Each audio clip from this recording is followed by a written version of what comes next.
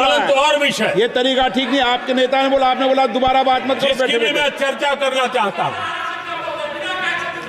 और वो ज्वलंत विषय समान नागरिक संहिता, यूनिफॉर्म सिविल कोड। ये विषय भी संविधान सभा के ध्यान बाहर नहीं था। संविधान सभा ने यूनिफॉर्म सिविल कोड को लेकर के लंबी चर्चा की, गहन चर्चा की, और उन्होंने बहस के बाद निर्णय किया कि अच्छा होगा कि जो भी सरकार चुन करके आए वो उसका निर्णय करे और देश में यूनिफॉर्म सिविल कोड लागू करे। ये संविधान सभा का आदेश था। और बाबा साहब आंबेडकर ने कहा था, जो लोग संविधान को समझते नहीं है, देश को समझते नहीं है, सत्ता भूख सेवा कुछ पढ़ा नहीं है, उनको पता नहीं है बाबा साहब ने क्या कहा था। बाबा साहब ने कहा था, धार्मिक आधार पर बने, ये मैं बाबा साहब की बात कर रहा हूं, इतना वीडियो कट करके घुमाना मत। आदरणीय सभापति जी, बाबा साहब ने कहा था, धार्मिक आधार पर बने पर्सनल लॉ को खत्म करने की बाबा साहब ने जोरदार वकालत की थी। उस समय के सदस्य के.एम. मुंशी जी ने कहा था, समान नागरिक संहिता को राष्ट्र की एकता और आधुनिकता के लिए अनिवार्य बताया था। कमा मुंशी जी ने। सुप्रीम कोर्ट ने भी कई बार कहा है कि देश में यूनिफॉर्म सिविल कोड जल्द से जल्द लाना चाहिए। सरकारों को आदेश दिए हैं सुप्रीम कोर्ट ने,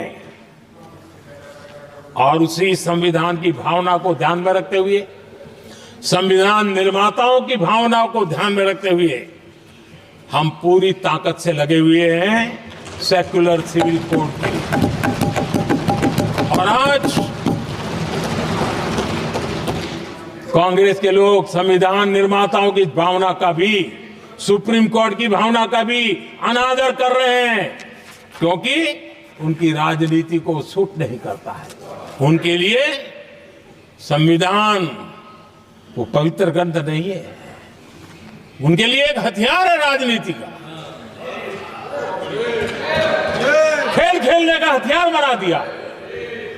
लोगों को डराने के लिए संविधान को हथियार बनाया जाता है। आदरणीय सभापति जी, और ये कांग्रेस पार्टी, उनको तो संविधान शब्द भी उनके मुंह में शोभा नहीं देता है। इसलिए जो अपनी पार्टी के संविधान को नहीं मानते हैं, जिन्होंने अपनी पार्टी के संविधान को कभी स्वीकार नहीं किया है, क्योंकि संविधान को स्वीकार करने के लिए एक लोकतांत्रिक स्पिरिट लगता है जो जिनकी रगों में नहीं है। सत्तावाद और परिवारवाद भरा पड़ा है। अब आप देखिए जो कैसी शुरुआती कितनी गड़बड़ हुई है। मैं कांग्रेस की बात कर रहा हूं। 12 कांग्रेस की प्रदेश की कमेटियों ने, 12 प्रदेश कमेटियों ने सरदार पटेल के नाम पर सहमति दी थी। नेहरू जी के साथ एक भी कमेटी नहीं थी, नॉट अ सिंगल।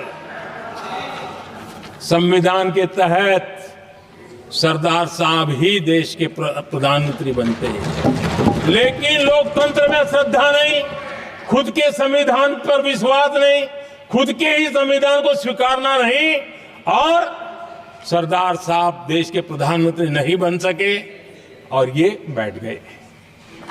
जो लोग अपनी पार्टी के संविधान को, जो लोग अपनी पार्टी के संविधान को नहीं मानते,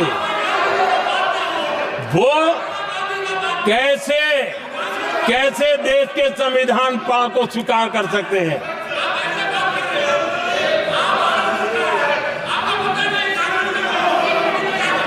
आदरणीय सभापति जी, जो लोग संविधान में लोगों के नाम ढूंढते रहते हैं, मैं जरा बताना चाहता हूं। कांग्रेस पार्टी के एक अध्यक्ष हुआ करते थे और वो अति पिछड़े समाज से आते थे। अति पिछड़े, पिछड़े भी नहीं, अति पिछड़े, अति पिछड़े समाज से आते हुए उनके अध्यक्ष श्रीमान सीताराम केसरी जी, कैसा अपमान किया गया। कहते हैं बाथरूम में बंद कर दिया गया, उठा करके फुटपाथ पर फेंक दिया गया। अपनी पार्टी के संविधान में ऐसा कभी नहीं लिखा गया, लेकिन अपनी पार्टी के संविधान को न मानना, लोकतंत्र की प्रक्रिया को न मानना और पूरी कांग्रेस पार्टी पर एक परिवार ने कब्जा कर लिया,